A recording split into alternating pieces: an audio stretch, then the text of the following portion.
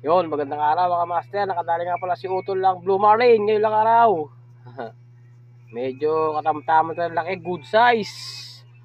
Around mga 20 to 25 kilos siguro to. Laki-laki na, no? Sulit ang araw pag ganito mga master. Ayos. Kahapon naman si Utol kong isa. 36 kilos naman yung isa nila. Pinaka the best dyan mga master yung bituka. Pwede nang i-adobo. Tapos yung palikpik.